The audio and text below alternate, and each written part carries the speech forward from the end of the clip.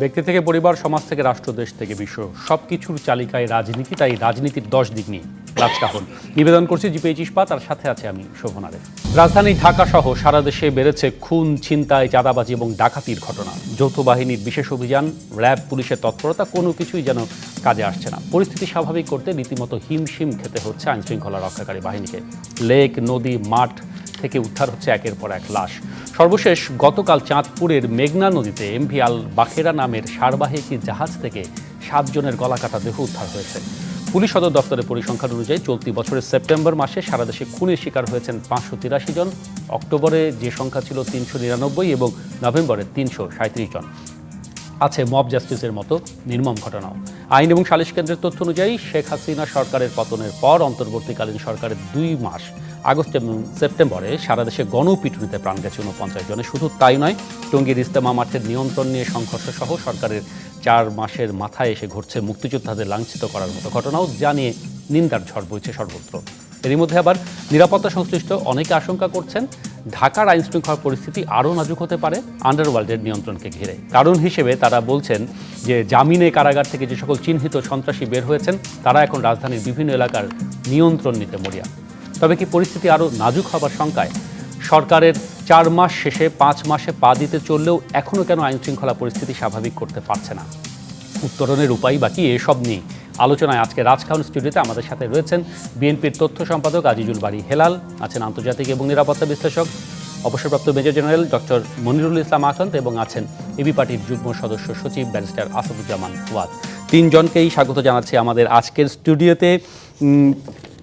কে দেবে নিরাপত্তা, কে নেবে, কে দেখবে আইন, এরকম একটি শিরোনাম আমরা করেছি। মানে এই শিরোনাম ঘিরেই আসলে আপনাদের সাথে আলোচনা। ব্যারিস্টার ফুয়াদ, শুরুতে যদি আপনার কাছে আসি, সাম্প্রতিক যে ঘটনা, চাঁদপুরের ঘটনাটি যদি আমরা উল্লেখ করি, কিংবা তার কিছুদিন আগে আমরা কেরানীগঞ্জে দেখেছি যে ব্যাংক ডাকাতির একটা চেষ্টা করছে খুবই তরুণ কয়েকজন, যেটি পুলিশই বলছে, এগুলোকে আপনি বিচ্ছিন্ন ঘটনা হিসেবে দেখেন কিনা, কিংবা মানে আপনার চোখে পুরো সমাজের চিত্র, অপরাধের চিত্রটি কেমন এই মুহূর্তে? ধন্যবাদ। বাংলাদেশে আপনি যে বিবরণটা দিয়েছেন, এই বিবরণটা শুনলে মনে হচ্ছে যে আমরা আসলে সুইজারল্যান্ডে ছিলাম জুন জুলাই পর্যন্ত।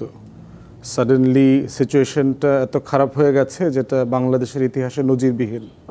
বাস্তবতাটা মোটেও তা না। বাস্তবতাটা হচ্ছে যে বাংলাদেশের যে আর্থসামাজিক বাস্তবতা, এখানে আনএমপ্লয়মেন্ট, বেকারত্বের যদি হার বিবেচনা করেন, মানুষের ক্রয় ক্ষমতার হার বিবেচনা করেন, এই বাস্তবতায় বাংলাদেশ রাষ্ট্র যেখানে এখন আছে, যার প্রত্যেকটা প্রতিষ্ঠান ধসে গেছে গত 16 বছরে, এখানে যে এখনও গৃহযুদ্ধ শুরু হয় নাই। আওয়ামী লীগের পতনের পরে তো আওয়ামী লীগের নেতারা বলেছিল না লক্ষ লক্ষ লাশ পড়বে। কয়টা লাশ পড়েছে আওয়ামী লীগের নেতার? আওয়ামী লীগের কোনো এমপি মন্ত্রী তো মারা যায় নাই। তাহলে এটা আমরা কামনা করি না এটা হোক, কিন্তু প্রশ্ন হচ্ছে এই ধরনের সিচুয়েশনের পরে সারা দুনিয়াতেই গৃহযুদ্ধের মতো সিচুয়েশন তৈরি হয়। লক্ষ লক্ষ মানুষ মারামারিতে জড়ায় যায়, অস্ত্র ব্যাপার স্যাপারগুলো থাকে, এবং আমরা দেখেছি তো কী পরিমাণ থানা লুট হয়েছে। ছাত্রলীগ, আওয়ামী লীগ, যুবলীগের লোকজন অস্ত্র নিয়েছে। বিভিন্ন থানার এখনও হাজার হাজার, 29,000-এর উপরে অস্ত্র এখনও হিসাবের মধ্যে আসে নাই। তার ভিতরে আমরা দেখতে পাচ্ছি আওয়ামী লীগের যে অরাজকতা চলছে সারা দেশে, এই অরাজকতার অংশ হিসাবে আমরা দেখলাম যে ছাত্রলীগের সভাপতির সাথে বিভিন্ন সময় গণহত্যার উস্কানিদাতা এবং 2006-এর 28শে অক্টোবরের যে গণহত্যার সাথে জড়িত সেই অমি পিয়ালের একটা কনভারসেশন ভাইরাল হয়েছে।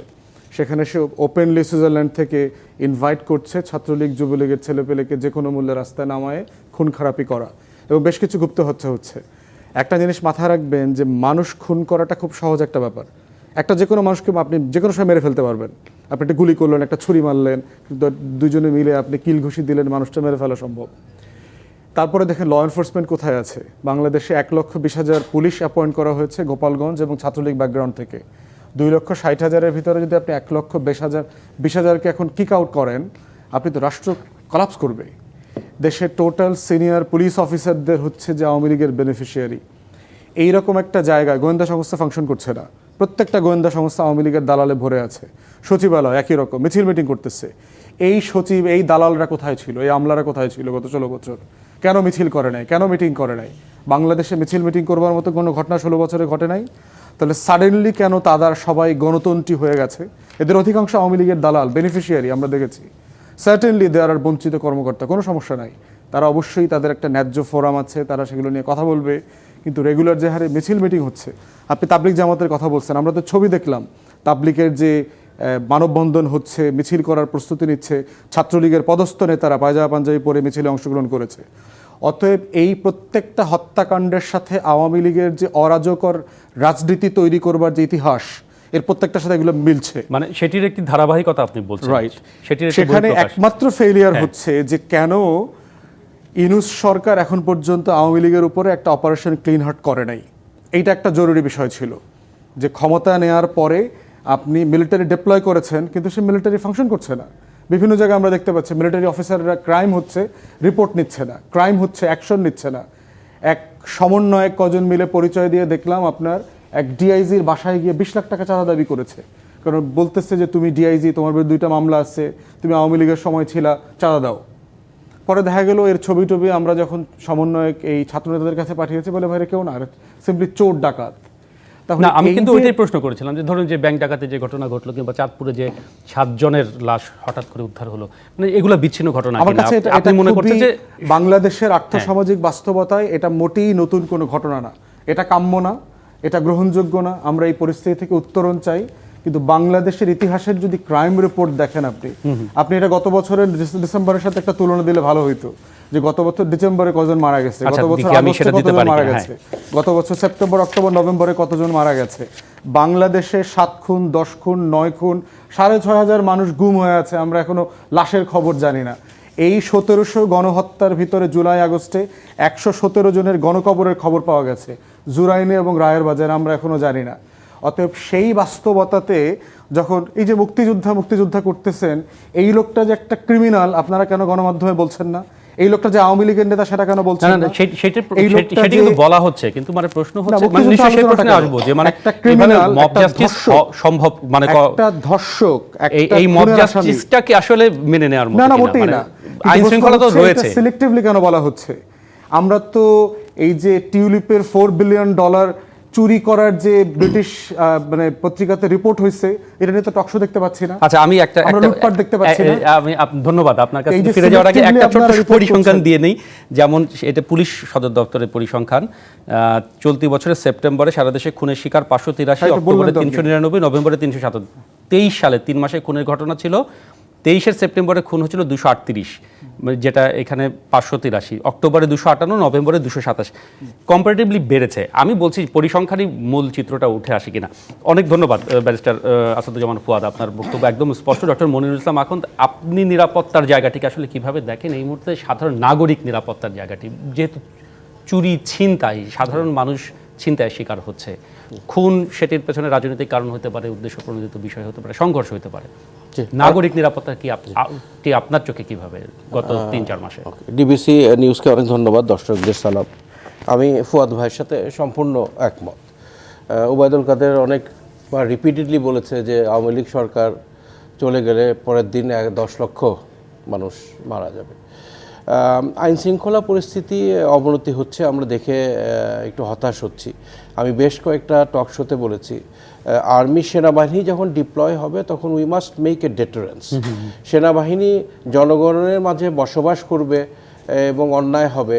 গত যে ভুল 3টা ইলেকশনে সেনাবাহিনীকে দায়িত্ব দেওয়া হচ্ছে ভোট কেন্দ্রের আশেপাশে ঘোরাফেরা করবে, যেখানে অপরাধ হবে ভোট কেন্দ্রে ঢুকতে পারবে না। We don't want Bangladesh army to be deployed, এবং এটা অনির্দিষ্ট সময়ের জন্য সেনাবাহিনী বাইরে থাকা একেবারেই অনুচিত।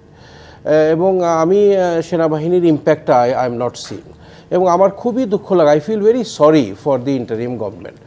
ফুয়াদ ভাই যেটা বললো, যে এরকম একটা পরিস্থিতি যেখানে যে পুলিশ বাহিনী নির্বিচারে আমাদের সন্তানদের খুন করেছে, আহত করেছে, তাদেরকে দিয়েই ইন্টারিম গভর্নমেন্ট আইন শৃঙ্খলা কন্ট্রোল করার চেষ্টা করছে, যেখানে একটা বিপুল সংখ্যক সদস্য আইদার একটা জেলাতে তাদের জন্ম অথবা একটা নির্দিষ্ট পার্টি তার আত্মীয় স্বজন করতো, তারাই এই পুলিশ বাহিনীতে যোগদান করেছে। তাদের উপর নির্ভর করে আমাদের আইন শৃঙ্খলা।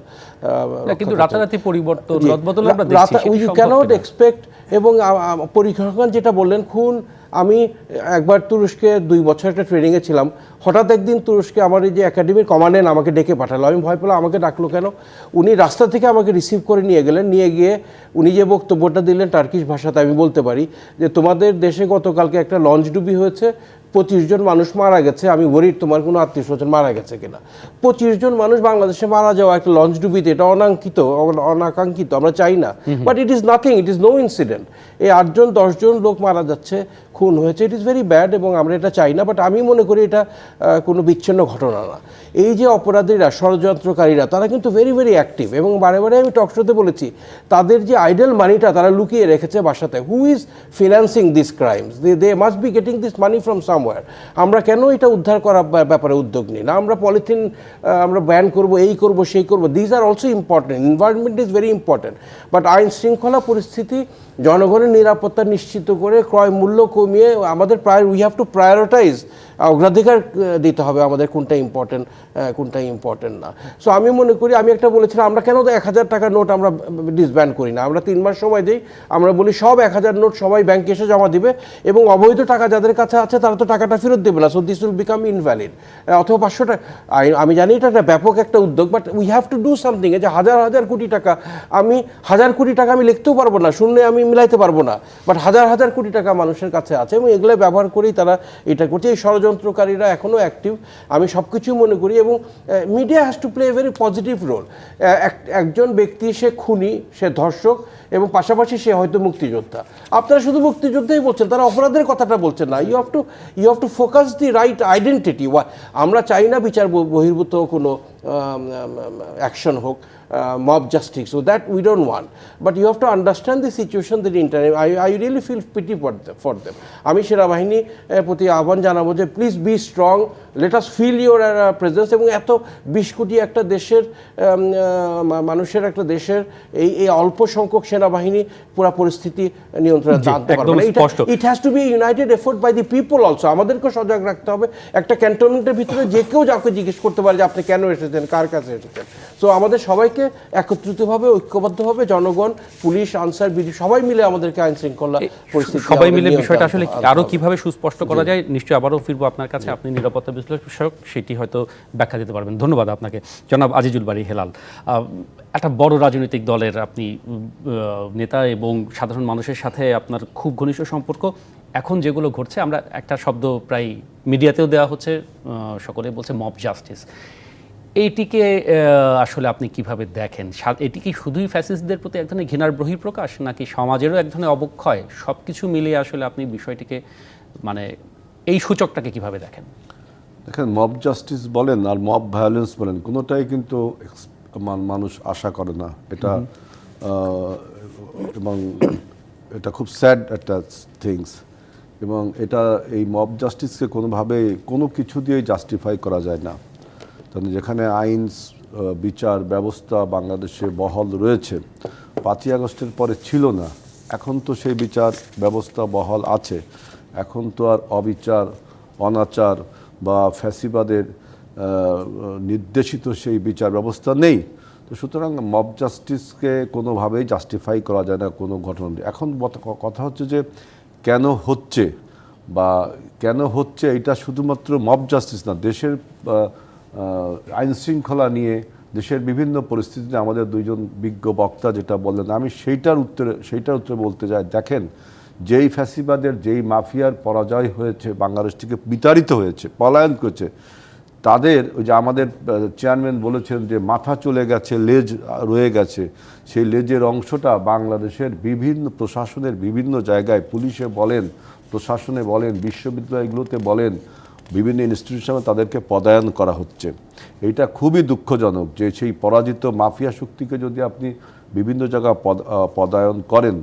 সেকেন্ডলি হলো, বাংলাদেশে যে আমরা গণ অভ্যুত্থানের মাধ্যমে যে বিজয় অর্জন করেছি, সেই বিজয়কে নস্যাৎ করবার জন্য, এবং সেই বিজয়ে যারা খুশি হয়নি, আমি এখন বৈদেশিক বহিঃশক্তির কথা বলছি, তাদের যে ষড়যন্ত্রের তীর প্রতিদিন বাংলাদেশের উপর নিক্ষেপ করছে, এবং এই ভিতরে যে লুকিয়ে থাকা বা ঘাপটি মেরে থাকা বা প্রকাশ্যেই থাকা এই সমস্ত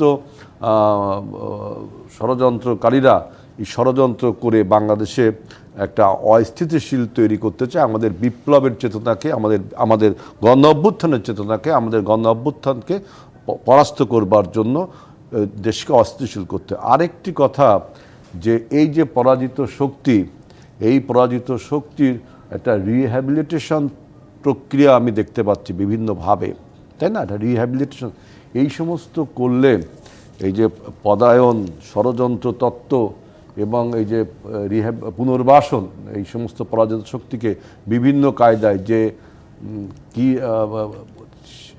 সে পরাজিত শক্তি আওয়ামী লীগ, সে কতটা জনগণের সাথে অন্যায় করেছে বা তার বিরুদ্ধে কতটা অপরাধ আছে, সে কি মানুষের সাথে কি, এই সমস্ত মূল্যায়ন করে কি তাদেরকে আবার পুনর্বাসন করা যায়? কারণ তারা তো ষড়যন্ত্র করবে আমাদের এই বিপ্লবকে পরাজিত করবার জন্য।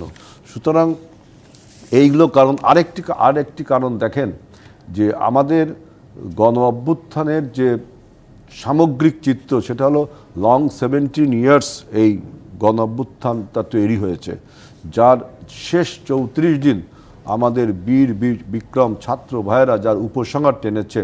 এই জন্য আমি বারবার বলি যে এই ছাত্র ভাইয়েরা হলো আমাদের বিপ্লবের সন্তান, কিন্তু এই ছাত্র ভাই বলতে এদের কিন্তু একটা ব্রড স্পেক্টে দেখতে হবে, একটা সংজ্ঞা আছে। যেমন এদেশের রাজনৈতিক দলগুলোর সমস্ত অঙ্গ সংগঠন বা সহযোগী সংগঠন রয়েছে, তাদের একটা ধারাবাহিক রাজনৈতিক প্রক্রিয়া রয়েছে, তাদের ব্যাপক ব্যাপ্তি রয়েছে, তাই না? সুতরাং শেষ 34 দিনে আমাদের ছাত্র বলতে আমাদের প্রধান উপদেষ্টা যেটা বোঝায় সেটা কিন্তু না। টোটাল বাংলাদেশের ছাত্র সমাজ এক্সেপ্ট ছাত্রলীগ যারা দস্যু ছিল, এই সমস্ত ছাত্রদেরকে যে ফলে আমরা যে আন্দোলনটা, যে বিজয়টা অর্জন করলাম, যে আমাদের গণতন্ত্রের দিকে উত্তরণ এবং right to vote and right to choose our leader by voting. কিন্তু যখন আপনি এইগুলোকে বিভিন্নভাবে পাশ কাটিয়ে 111-এর মতো সংস্কার নামক একটি শব্দকে আবির্ভূত করে আপনি যখন নির্বাচনকে মুখোমুখি দাঁড় করিয়ে দিলেন সংস্কারের কাছে, যে জিনিসটা আমি বললাম যে এটা বাস্তবিক অর্থে কাজ করে না। কারণ আমি একটু উদাহরণ যদি দিই, দেখেন সংস্কারের বিষয়টা আমি একটু 1 মিনিট বলি, যে আজকে সাইবার সুরক্ষা অধ্যাদেশ একটা জারি হয়েছে, তাই না? কিন্তু আপনি দেখেন এই সাইবার অ্যাক্ট অর্থাৎ আইসিটি অ্যাক্ট যেটা ফ্যাসিবাদ করেছিল, কত নির্যাতন, নিপীড়ন, নিবর্তনমূলক একটা আইন ছিল। সেটা আমরা সবাই চেয়েছি যে এই আইন চলে যাক, যাতে মানুষ ফ্রিলি কথা বলতে পারে।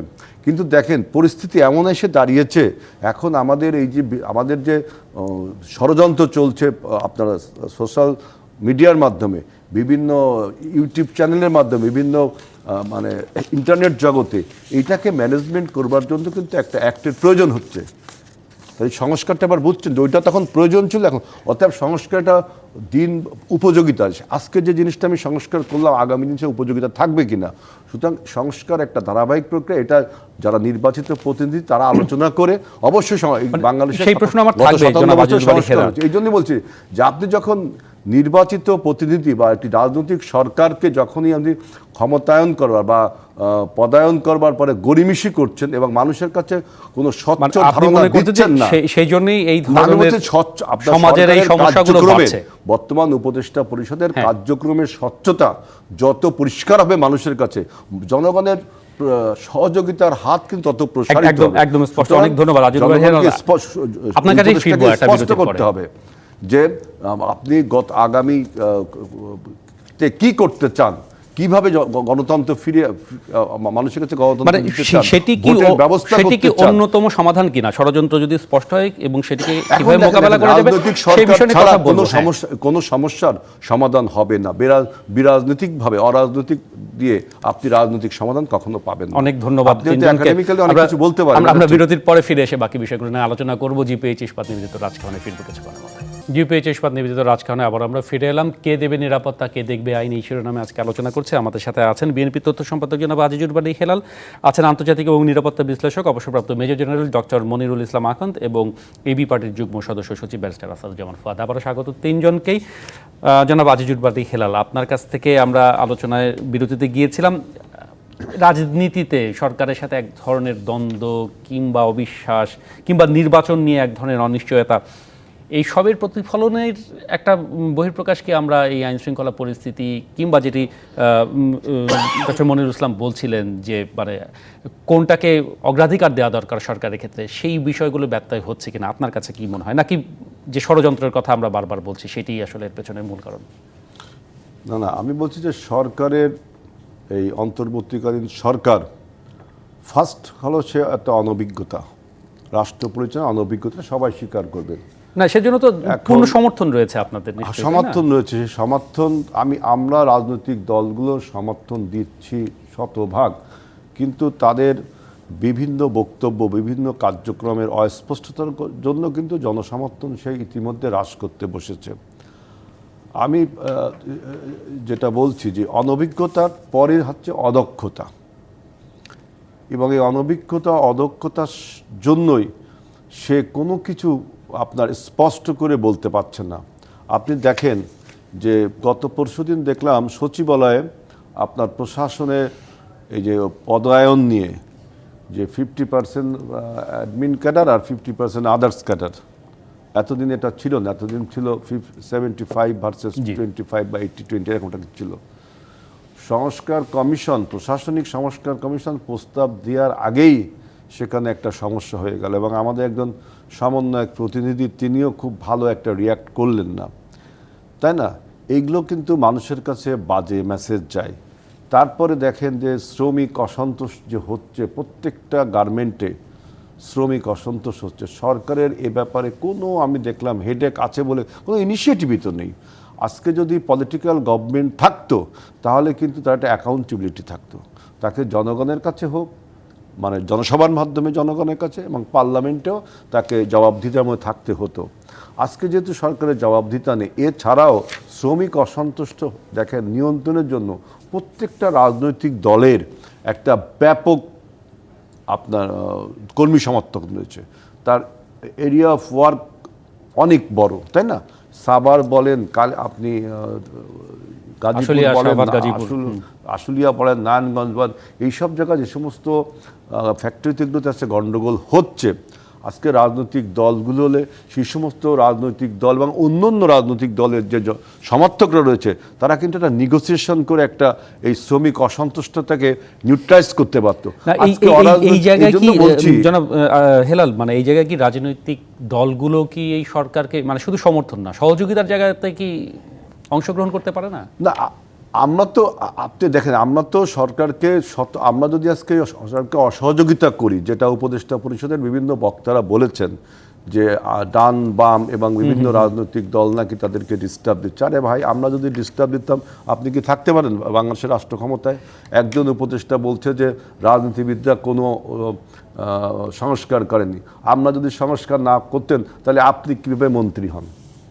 রেজওয়ানা হাসান, আপনি কীভাবে মন্ত্রী? আমরা তত্ত্বাবধায়ক সরকার, অন্তর্বর্তী সরকার ব্যবস্থা চালু করেছি বিদায় তো আপনি আজকে মন্ত্রী হচ্ছেন। অর্থাৎ এই যে তারপরে আরও সবচেয়ে বড় জিনিস হলো যে মানুষের এখন যে নিত্য পণ্যের দাম যেভাবে হু করে বলছে, আপনি তেলের ব্যাপারটা দেখেন। আজকে রাজনৈতিক সরকার যদি হতো তাহলে কি এক রাত্রে লিটার প্রতি 8 টাকা বাড়াতে পারতো?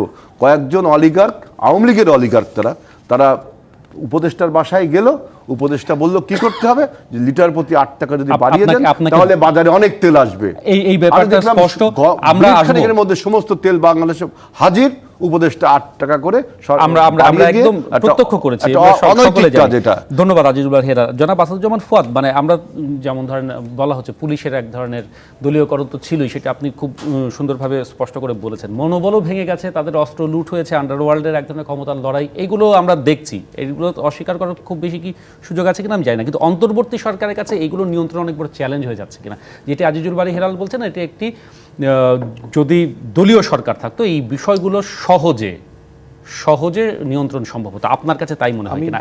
এই যে 3 মাস 4 মাস, এটি তো নিশ্চয়ই একটা সাধারণ সময় না। এই সময়ের প্রেক্ষাপটে কিভাবে বিষয়টি? আমি বিনয়ের সাথে, হেলাল ভাইয়ের সাথে একটু দ্বিমত করি। আমি বোধ করি এখানে দলীয় সরকার হইলে সিচুয়েশন আরও বেশি ক্যাওটিক হয়ে যেত।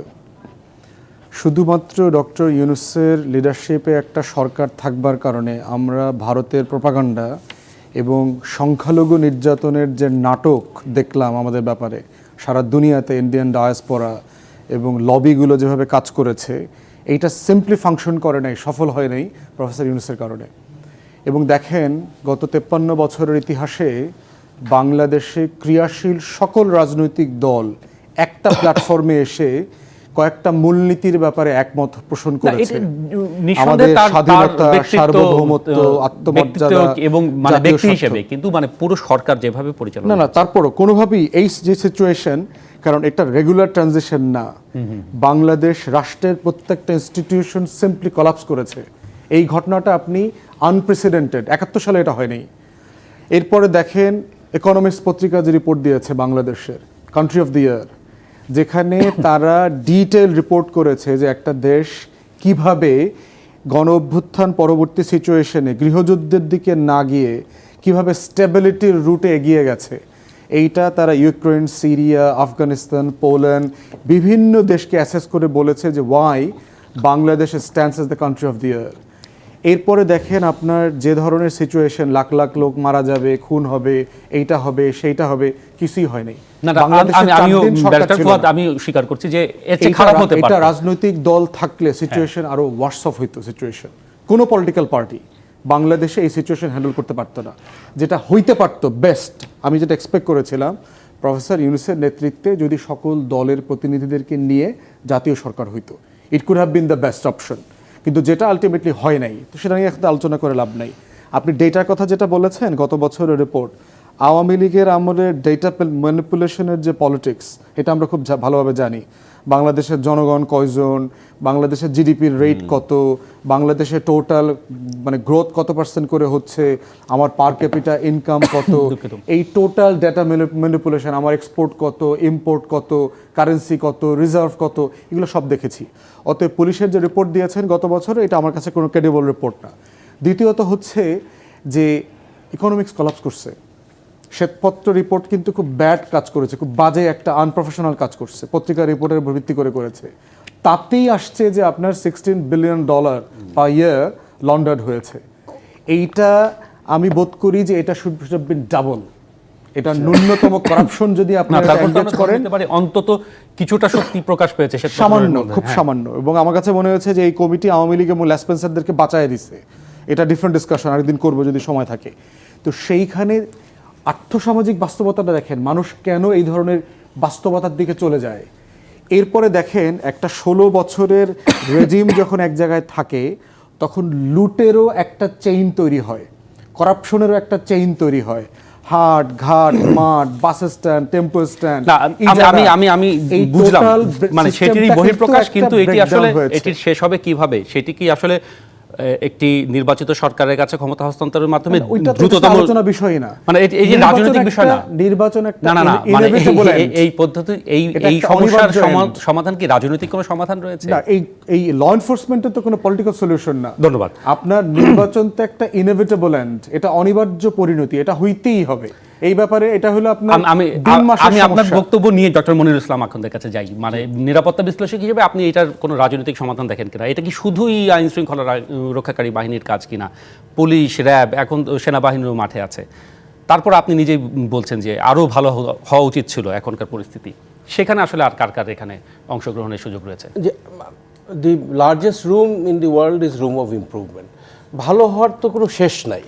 বাট আমি ফুয়াদ ভাইয়ের সাথে আবারও আমি একমত পোষণ করছি। 15-16 বছরের একটা অনিয়ম আমরা 5 মাসের মধ্যে একদম 100% পারফেক্ট চাই, এটা কোনোভাবে এটা সম্ভব না, কেউ এটা করতে পারবে না। এবং আমি যেটা মনে করি যে যার কাজ তাকে করতে হবে। পুলিশের কাজ সেনাবাহিনী পারবে না, police has a different way of working, সেনাবাহিনীর কাজ পুলিশ পারবে না, ইন্টারিম গভর্নমেন্টের কাজ রাজনৈতিক দল পারবে না, রাজনৈতিক দলের কাজ ইন্টারিম গভর্নমেন্ট পারবে না। এবং আমিও হেলাল ভাইয়ের সাথে বিনীতভাবে দ্বিমত পোষণ করছি। I don't think time has come for election year, because আমরা ডক্টর ইউনূস আমাদের ইন্টারিম গভর্নমেন্টের প্রধান হওয়ার কারণে বিশ্বে দেয়া আমাদের মর্যাদা, আমরা কোথায় চলে গেছি, এবং যেসব টুকটাক সমস্যা যেটা হচ্ছে সব কিছু, every problem has its solution, ইনশাল্লাহ will find a solution. But এইটা প্রপার সংস্কার না করা পর্যন্ত আমাদের জনগণ বাংলাদেশিরা আমরা একই সিচুয়েশন পুনরায় হবে এটা আমরা কখনো আমরা কিন্তু চাই না। রাজনীতিবিদদের কাছে সকল- বারবার যে জি। আবেদন যে এটির আসলে একটা টাইমলাইন হওয়া জি। উচিত, আর কতদিন timeline- মানে সংস্কারটি ধারাবাহিক There are প্রক্রিয়া, certain things সেইটিকে আসলে বলা সম্ভব এটা একটা কিনা? রকেট লঞ্চ না যে আমি টাইমলাইন দিতে পারবো।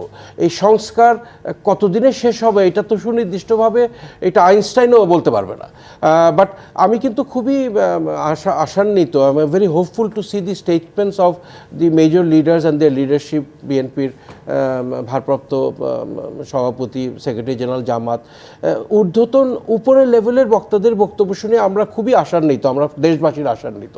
আমরা হতাশ হচ্ছি লোয়ার লেভেলের অ্যাক্টিভিটিস দেখে। আমরা চাই না ইস্তেমা নিয়ে মারামারি হবে, মানুষ মারা যাবে, কমিটি ঘোষণা করার সাথে সাথে মারামারি হবে, একজন আরেকজনকে পাল্টা ধাওয়া করবে।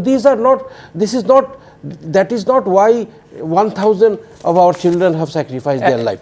আমরা একদম আমি স্পষ্ট। শেষ করতে দিই সামান্য 2 মিনিট। আমরা এত স্যাক্রিফাইস করার পরে যে স্বাধীনতাটা পেলাম, আমরা এটার প্রপারলি আমরা ইউটিলাইজ করতে চাই, এবং এটা আমাদেরকে with maturity we have to handle ইট। এবং যেসব জিনিসগুলো দেখে স্বচ্ছতা একটা বিশাল ব্যাপার, উই ওয়ান্ট ট্রান্সপারেন্সি। আমরা বড় বড় নেতারা সব চলে গেছে, উই ওয়ান্ট টু নো এরা কীভাবে গেল, কারা তাদেরকে সহায়তা করেছে, why they were allowed to go. এখন চুনোপুটি অ্যারেস্ট হচ্ছে, দিস ইজ নট এনাফ। আমি বিগত সরকারের সময় 5-7 বছর টেলিভিশনে দেখতাম না, এদের চেহারা দেখতে আমার ভালো লাগতো না। এখন টেলিভিশন দেখি just two C K arrest হলো, কে অ্যারেস্ট হলো। এখন আমি খুবই অবস্থার হতাশ দেখে উন্নয়নে আসলে কার কি জি। ভূমিকা থাকবে সেই প্রশ্ন রেখে আপনার কাছ থেকে আমরা একটা বিরতি নিয়ে আবারও ফিরব নিশ্চয়ই আপনার কাছেই। রাজকাহনে এবার ফিরছি কিছু করার মতো, সাথে থাকুন। জিপে ইস্পাত নিবেদিত রাজকাহনে ফিরে এলাম। কে দেবে নিরাপত্তা, কে দেখবে আইন, এই বিষয় নিয়ে আলোচনা করছি।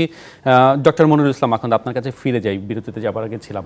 আপনি বলছিলেন যে সমাজের উন্নয়নের জন্য সবকিছু মিলিয়ে সবারই এখানে একটা ভূমিকা রয়েছে। এই ভূমিকার জায়গায় আসলে আইন শৃঙ্খলা বাহিনী, সেই সাথে অন্তর্বর্তী সরকার, রাজনৈতিক দল, এর বাইরে সমাজের অন্য শ্রেণী পেশার মানুষকে কি সমন্বিত করা যায় কিনা? অবশ্যই সমন্বিত করা যায়, এবং এটা আমাদেরকে ঐক্যবদ্ধভাবে আমাদেরকে এটা চ্যালেঞ্জ করতে হবে। আমি দৃঢ়ভাবে বিশ্বাস করি আগামী নির্বাচন হবে বাংলাদেশের ইতিহাসের সবচেয়ে অবাধ নিরপেক্ষ নির্বাচন, এবং সেই নির্বাচনে কিন্তু জনগণের ভালোবাসা যে দল পাবে তারাই ক্ষমতায় আসবে। এবং আমি ব্যক্তিগতভাবে মনে করি মানুষ এবার মার্কা না দেখে ব্যক্তি বিশেষকে দেখবে, ক্যান্ডিডেটের যোগ্যতা, তার দেশপ্রেম, তার সততা দেখেই তারা ভোট দিবে। এবং আশা করি আগামীতে যাতে বড় বড় দলগুলো নমিনেশন বাণিজ্য না করে, আমি নিশ্চিত এটা করবে না তাদের কথাবার্তা শুনে, এবং তারা একমাত্র যোগ্য প্রার্থী দিলেই তারাই নির্বাচিত হবে এবং সরকার গঠন করা হবে। এবং আমাদেরকে ঐক্য থাকতে হবে সবাইকে। এবং আমি কিছুদিন আগে ডক্টর ইউনূস সকল রাজনৈতিক দলের প্রধানদের নিয়ে একটা মিটিং করেছিল, একটা ছবি তুলেছিল। এই ছবিটা আমি ফোনে সেভ করে রেখেছি, এবং আমি অনেক গর্ববোধ করি ছবিটা দেখতে, যে একটা দেশের সকল রাজনৈতিক দলকে একটা ফ্রেমের মধ্যে যখন আমি দেখতে পাই, really feel happy. This is what is supposed to be, that is expected by the nation. এবং আমি মনে করি ইন্টারিম গভর্নমেন্ট একটাই আমার দুর্বলতা, আমি মনে করি যে অমানুষদের সাথে তারা মানবিক আচরণ করছে। তারা অন্যায় করেছে, খুন করেছে, লক্ষ লক্ষ কোটি টাকা লুটপাট করে নিয়ে গেছে, তাদের সাথে আবার মানবিকতা কি? We should be very strong in bringing them under justice. They should be punished, they should be hanged, এবং আমাদের priority should be to bring them under justice. আইন প্রয়োগের ক্ষেত্রে এবং এটা আমাদের সকলের দায়িত্ব। We all as a Bangladeshi have a responsibility to build this nation. আমরা যে স্যাক্রিফাইসের মাধ্যমে স্বাধীনতা পেয়েছি, আমরা এটা সুফল দেখতে চাই। সবাই ঐক্যবদ্ধ থাকতে হবে, রাজনৈতিক দল, ধর্ম, গোত্র নির্বিশেষে, রাজনৈতিক মতামত নির্বিশেষে। দেশের জন্য আমাদের we have to be United and we have to. অনেক ধন্যবাদ। ব্যারিস্টার আসাদুজ্জামান ফুয়াদ, নিশ্চয়ই এই প্রশ্ন বারবার আপনাকে শুনতে হয়, উত্তর দিতে হয়, সেই ঐক্যবদ্ধের চ্যালেঞ্জের জায়গাটা আপনি কি মনে করেন চ্যালেঞ্জের জায়গাটা ধীরে ধীরে কমছে কিনা সরকারের জন্য, অন্য রাজনৈতিক দলগুলোর জন্য? একটা বিষয় দেখেন, যে কোনো সরকারের জন্য রাষ্ট্র সাপেক্ষে একটা নেগোসিয়েশনের ব্যাপার সবসময় আছে। প্রায় দেখি অনেক প্রশ্ন করেন যে ভাই রাজনৈতিক দলগুলো তো ভিন্ন ভিন্ন মত দিচ্ছে। ভাই, this is how democracy works. সকল রাজনৈতিক দল ভিন্ন ভিন্ন মত দিবে, রাষ্ট্র সাপেক্ষে নেগোসিয়েশন, ঝগড়াঝাটি, তর্ক বিতর্ক, এটাই this are part of democracy. সরকারের করণীয় প্রসঙ্গে দুইটা গুরুত্বপূর্ণ জায়গা আছে আপনার আজকের টপিকটা হ্যান্ডেল করতে। একটা হচ্ছে দেশের ইকোনমি ঘুরে দাঁড়াচ্ছে, ভালো করছে। এই ঘুরে দাঁড়ানোর জায়গাতে এমপ্লয়মেন্ট কিভাবে ক্রিয়েট করা যায়, এই জায়গাটা গুরুত্বপূর্ণ একটা অনুষঙ্গ। কারণ মানুষ যখন চাকুরি বাকুরি, জীবনের একটা স্টেবিলিটির দিকে মানুষ যায়, তখন গ্র্যাজুয়ালি সমাজে আইন শৃঙ্খলা পরিস্থিতি ডেভেলপ করে, অপরাধ প্রবণতা কমে যায়। দ্বিতীয়ত হচ্ছে ল এনফোর্সমেন্ট এজেন্সি এবং ব্যুরোক্রেসির উপর সরকারের নিয়ন্ত্রণ আনতে হবে। যদি 50% 80%কে ডিসমিস করে দিয়ে বিদায় করে দিয়ে চালানো সম্ভব, আমাদের যে গভর্নমেন্টের সাইজ 10% ব্যুরোক্রেসি দিয়ে আপনি রাষ্ট্র চালাইতে পারবেন। আমার এত বড় লার্জ সাইজের ব্যুরোক্রেসি দরকার নাই। তো সেই জায়গাতে যারা বঞ্চিত ছিলেন, প্রমোশন পান নাই কিন্তু দক্ষ, মেধাবী, সৎ, এই মানুষদেরকে দিয়ে রিপ্লেস করে ফেলা দরকার। বুড়া, পেনশনার, পুরাতন, এই মুরব্বীদের প্রতি সম্মানের সাথে বলছি, এই রিটায়ার্ড লোকদেরকে দিয়ে আপনি রাষ্ট্র চালাইতে পারবেন না। থার্ড হচ্ছে রাজনৈতিক দলগুলোর সাথে যেন ভুল বোঝাবুঝি, দূরত্ব তৈরি না হয়, এটা খুব জরুরি। জাতীয় ঐক্যমতের কমিশন যেটা করেছেন তার দায়িত্বই হবে ন্যূনতম একবার মাসে সকল রাজনৈতিক দলের সাথে লম্বা সময় নিয়ে তাদের কষ্ট, আকাঙ্ক্ষা, বঞ্চনার এই অনুভূতিগুলো নিয়ে খোলামেলা তর্ক হওয়া দরকার, কথা হওয়া দরকার। সেই আলোচনার জায়গাটি খোলা থাকা দরকার। আজিজুল আলী হেলাল, আপনিও মনে করেন কিনা সেই সরকারের সাথে রাজনৈতিক দলগুলোর এই কমিউনিকেশন যত বাড়বে তত পরিস্থিতি স্বাভাবিক দিকে যাবে? সরকার বলতে আপনি কি বোঝাচ্ছেন? সরকার বলতে যদি বলেন অরাজনৈতিক সরকার, তাহলে তো আমার একটা কথা বলতে হয় যে politics is so serious, it is to be left to the politician. রাজনীতিবিদদের হাতে ছেড়ে দেওয়া উচিত। এখন সরকারের একটা অপরিহার্য অঙ্গ হলো পলিটিক্স। সেই পলিটিক্সকে যখন আপনি এক্সটারমিনেট করবেন, তখন কিন্তু সেটাকে আমি কি সরকার বলছি? অন্তর্বর্তীকালীন সরকার। তাকে যে দায়িত্ব দেয়া হয়নি, সেই দায়িত্ব যখন সে নেই, তখন কিন্তু এই সমস্যাগুলো হয়। আমি একটা ছোট উদাহরণ ফুয়াদ ভাইয়ের কথাই বলতে চাচ্ছি, যে গণ অভ্যুত্থানের পরে যে ব্যাকলাশটা সারা পৃথিবীতে হয়, এটাই সত্য কথা, এটাই সত্য। কিন্তু দেখেন 5 তারিখের থেকে 8 তারিখ পর্যন্ত কত কম, মানে যতটা হওয়ার কথা ছিল তার থেকেও কম। এই কদিন কিন্তু সরকার ছিল না বাংলাদেশে। 8 তারিখের পর যখন সরকার আসলো, তখন বিভিন্ন রকম ষড়যন্ত্র, তত্ত্ব, তারপরে আক্রমণাত্মক কথা, বিভিন্ন রকম আনস্টেবিলিটি, একদম মানে চারিদিকে ধূম্র জালের মতো ঘিরে বসলো। তাহলে কি হইল? যে এখানে অন্তর্বর্তীকালীন সরকারের কোনো আপনার মানে আপনি ক্রেডিট দিতে পারেন না। এটা জনগণের ক্রেডিট, আর জনগণের ক্রেডিট মানে কিন্তু রাজনৈতিক দলগুলোর ক্রেডিট। কারণ জনগণের আপনার মানে যোগফল হলো রাজনৈতিক দল। সেই রাজনৈতিক দলগুলো, এবং আমাদের দেশে একটা সবচেয়ে বড় বিউটি হলো যে আমাদের দেশে রাষ্ট্র, জনগণ, মধ্যে একটা সমাজ আছে, সোসাইটি আছে, যেটা ইউরোপ আমেরিকা অ্যাবসেন্ট। সমাজ আছে বলতে কিছুই নেই, সেখানে রাষ্ট্র এবং জনগণ। আমাদের এই সমাজের যে ভাইব্রেন্ট সমাজ, এই সমাজে নিয়ন্ত্রণ করেছিল 5 থেকে 8 তারিখ পর্যন্ত এই ব্যাকলাশটাকে। দ্যাট মিনস এক অর্থে রাজনীতিবিদ যায়। আরেকটি কথা আমি বলতে চাচ্ছি, আরেকটি কথা বলতে দেখেন, বাংলাদেশে প্রত্যেকটা অন্তর্বর্তী সরকার আর কেয়ারটেকার সরকার, আপনি গুণগত অনেক কিছু বলতে পারেন, 3 মাসে নির্বাচন দেওয়ার তাদের অভিজ্ঞতা রয়েছে। ইভেন যে অভিশপ্ত 1/11-এর ফলে ফখরুদ্দিন মঈনুদ্দিন সরকার, সেই সরকার 2 মাস নেওয়ার ফলে একটা পরিষ্কার রূপরেখা কিন্তু তারা দিয়েছিল। কিন্তু 3 মাস স্পষ্ট, আপনার 2 বছর নেওয়ার ফলে 17 বছরের ফ্যাসিবাদ। আজকে তাই ভয় হয়, ডক্টর ইউনূস সরকার আন্তর্জাতিক মানের ব্যক্তিত্ব, কিন্তু তিনি যে এই যে আজকের মতো আমরা এখানে শেষ করতে হচ্ছে। আবার আরেকটি স্বৈরাচারের কবলে পড়ব। অনেক ধন্যবাদ আজিজুল হেলাল এবং আপনাদের তিনজনকে। এই ছিল আজকের আয়োজনে। আগামীকাল রাত 10টায় নতুন রাজকন্যা ফিরব ঠাকুর টিভিতে সাথে।